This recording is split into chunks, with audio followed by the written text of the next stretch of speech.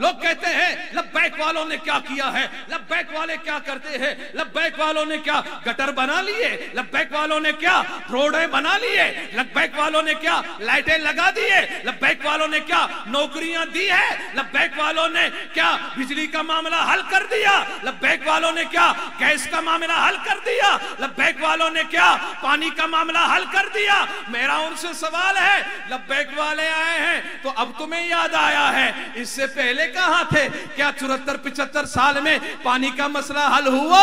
क्या बिजली का मसला हल हुआ? क्या गैस का मसला हल हुआ? क्या रोड का मसला हल हुआ?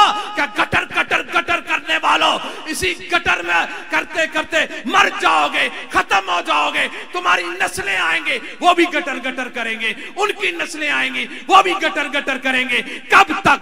अब जब तक तुम पीपी को मुंतखब करोगे, जब तक तुम पीटीआई को मुंतखब करोगे, जब तक तुम एमटीएम को मुंतखब करोगे, जब तक तुम जमात इस्लामी को मुंतखब करोगे, जब तक तुम जीडीए को मुंतखब करोगे, जैसे रो रहे थे ऐसे ही रोते रहोगे। और ये इंशाअल्लाह तहरीक लब्बैक पाकिस्तान ने जो वादा किया था गली कूचों में कि इंशाअल्लाह तहरीक लब्बैक वाले जब असेंबली में जाएंगे तो इंशाअल्लाह से जताते ही मेरे नबी की इज्जत पर पहरा देंगे।